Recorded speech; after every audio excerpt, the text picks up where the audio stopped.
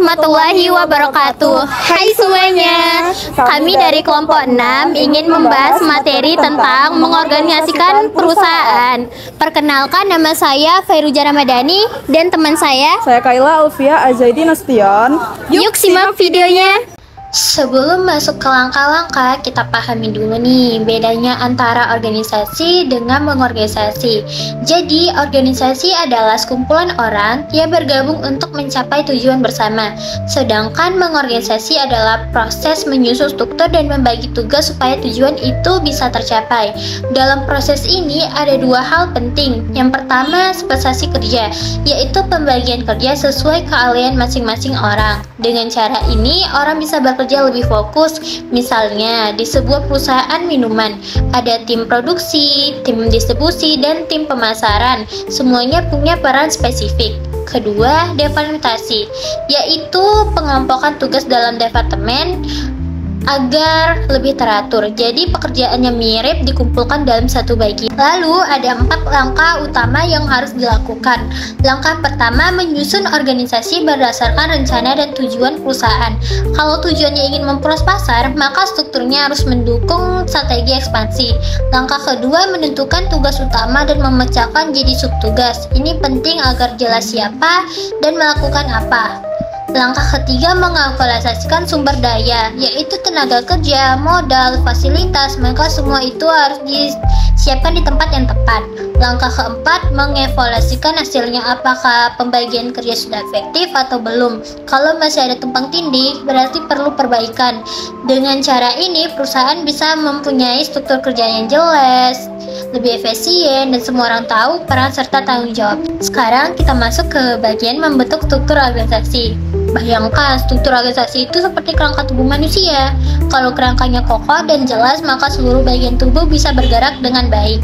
Begitu juga dalam perusahaan, struktur organisasi menjelaskan siapa, melakukan apa, bagaimana komunikasi berlangsung, dan bagaimana keputusan diambil.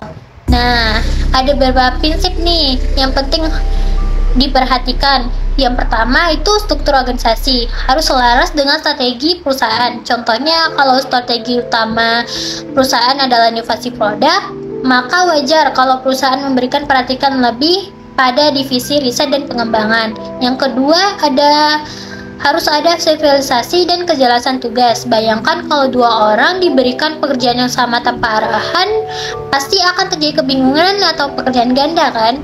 Nah, yang ketiga itu ada prinsip koordinasi dan komunikasi. Ini diibaratkan tali yang menghubungkan semua bagian. Kalau komunikasi buruk, seberapa bagus pun pembagian tugas, hasilnya tidak maksimal. Yang keempat itu ada struktur organisasi juga harus fleksibel. Dunia bisnis berubah sangat cepat, mulai dari teknologi, tren pasar, dan sampai perilaku konsumen. Jadi perusahaan perlu punya struktur yang menyesuaikan diri. Dan kelima, ada prinsip akuntabilitas. Setiap posisinya punya tanggung jawab yang jelas dengan wewenangnya. Dengan begitu, perusahaan bisa berjalan lebih tertib, efektif, dan terukur. Nah, selanjutnya ada langkah membentuk struktur organisasi terdiri dari 5 tahap. Yang pertama itu mengimplementasikan tujuan perusahaan. Kalau tujuannya efisiensi biaya, maka struktur yang terlalu berlapis biasanya tidak cocok. Yang kedua, menganalisis proses bisnis. Artinya, kita perlu melihat alur kerja nyata di perusahaan. Dari sini, kita bisa ditentukan unit kerja apa saja yang memang dibutuhkan. Yang ketiga, merancang unit dan hierarki. Ini mencakup penetapan departemen, rantai komando, dan hubungan antar bagian. Yang keempat, menentukan mekanisme koordinasi, misalnya lewat laporan mingguan, rapat rutin, atau penggunaan sistem digital. Yang terakhir itu yang kelima, melakukan evaluasi dan perbaikan. Karena struktur organisasi bukan sesuatu yang sekali jadi, ia harus terus dievaluasi dan disesuaikan dengan kebutuhan. Dengan mengikuti 5 tahap ini, perusahaan akan memiliki struktur organisasi yang jelas, efektif, dan mampu bertahan di tengah persaingan yang dinamis. Jadi, mengorganisasi perusahaan dan membentuk struktur organisasi sebenarnya saling melengkapi. Mengorganisasi fokus pada pembagian pekerja, sementara struktur organisasi menjadi kerangka besar perusahaan. Jika keduanya dijalankan dengan baik, hasilnya adalah perusahaan yang lebih teratur, efisien, dan adaptif. Perubahan struktur organisasi. Struktur organisasi merupakan kerangka utama yang menentukan bagaimana sebuah perusahaan dijalankan. Struktur ini mengatur pembagian kerja, alur tanggung jawab, hingga hubungan antar bagian dalam perusahaan.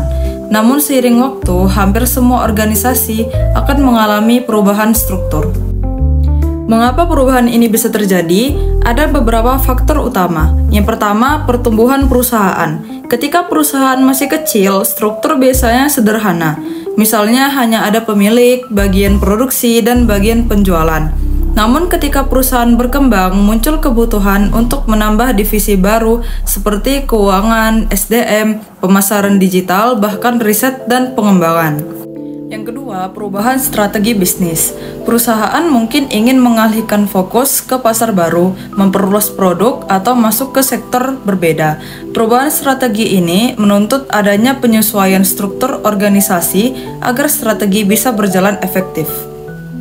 Yang ketiga, perkembangan teknologi. Teknologi baru seperti otomatisasi, digitalisasi, dan AI memengaruhi cara kerja perusahaan. Struktur lama yang manual bisa jadi tidak relevan lagi, sehingga perlu restrukturisasi untuk mengakomodasi sistem baru. Yang keempat, persaingan pasar. Persaingan yang semakin ketat menuntut perusahaan lebih fleksibel. Perusahaan harus bisa membuat struktur yang lebih ramping, cepat mengambil keputusan, dan tidak terjebak birokrasi panjang. Kelima, perusahaan lingkungan eksternal. Regulasi pemerintah, kondisi ekonomi, hingga tren sosial juga bisa memengaruhi struktur. Misalnya, aturan baru di bidang lingkungan bisa membuat perusahaan menambah divisi khusus sustainability. Namun, perubahan struktur organisasi bukan tanpa hambatan. Ada berbagai permasalahan yang sering muncul antara lain. Yang pertama, karyawan sulit beradaptasi. Perubahan membuat sebagian karyawan merasa bingung dengan peran baru, sehingga menimbulkan ketidakpastian dalam pekerjaan. Yang kedua, resistensi dari dalam. Ada karyawan atau manajer yang menolak perubahan karena merasa nyaman dengan struktur lama. Mereka takut kehilangan posisi, kewenangan, atau rasa aman. Yang ketiga, tumpang tindih wewenang. Jika pembagian tugas tidak jelas, bisa muncul konflik antar bagian. Misalnya, bagian pemasaran dan penjualan saling berebut peran dalam mengelola konsumen. Yang keempat, komunikasi yang terhambat struktur baru, terutama yang lebih kompleks, bisa memperpanjang rantai birokrasi. Akibatnya, keputusan menjadi lambat dan koordinasi antar bagian melemah. Yang kelima, produktivitas menurun sementara. Masa transisi biasanya membuat pekerjaan berjalan lebih lambat.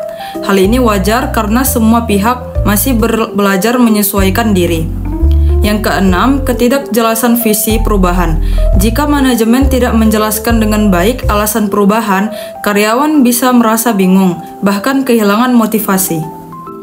Untuk mengatasi permasalahan tersebut, ada beberapa langkah yang bisa dilakukan perusahaan. Yang pertama, komunikasi terbuka.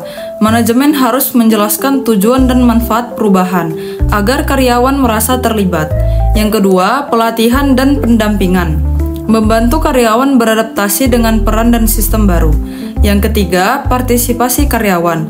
Memberi ruang bagi karyawan untuk menyampaikan masukan sehingga mereka merasa menjadi bagian dari perubahan. Yang keempat, tahapan yang jelas. Perubahan sebaiknya dilakukan bertahap, bukan sekaligus, agar adaptasi lebih mudah. 5. Kepemimpinan yang kuat. Pemimpin harus menjadi contoh, menunjukkan bahwa perubahan adalah peluang, bukan ancaman.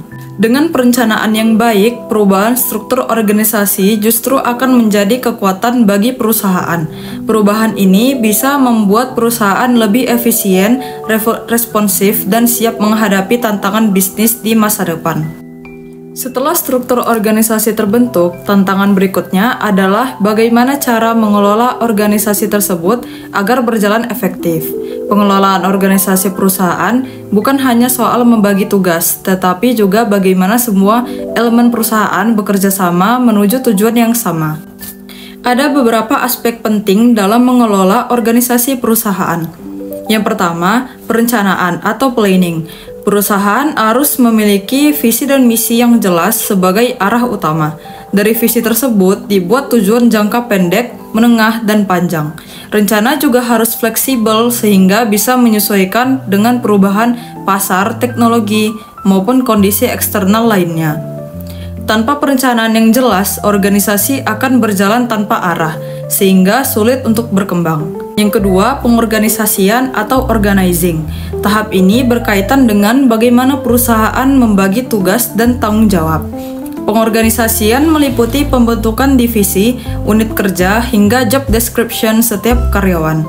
Prinsip utama dalam pengorganisasian adalah the right man on the right place, menempatkan orang yang tepat di posisi yang tepat. Struktur organisasi bisa berbentuk fungsional, divisi, atau matriks, tergantung kebutuhan perusahaan. Yang ketiga, pengarahan atau leading or directing. Sehebat apapun rencana dan struktur organisasi, semuanya tidak akan berjalan tanpa kepemimpinan yang baik. Pemimpin harus bisa memberi arahan yang jelas, memotivasi tim, dan menjadi teladan. Gaya kepemimpinan yang partisipatif biasanya lebih efektif karena melibatkan karyawan dalam pengambilan keputusan. Komunikasi yang baik antara pimpinan dan bawahan juga menjadi kunci keberhasilan dalam tahap pengarahan. Dan yang keempat, pengendalian atau controlling. Pengendalian dilakukan untuk memastikan pekerjaan berjalan sesuai rencana. Ini meliputi monitoring kinerja, evaluasi hasil, dan pemberian umpan balik. Jika ada penyimpangan, manajemen perlu segera melakukan perbaikan. Dengan adanya kontrol yang baik, perusahaan bisa lebih cepat merespon masalah sebelum menjadi krisis.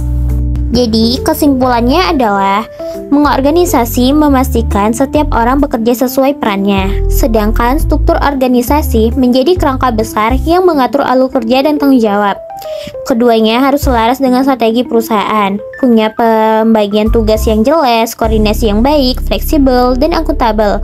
Seiring perkembangan, struktur pasti berubah karena pertumbuhan, strategi baru, teknologi, atau persaingan.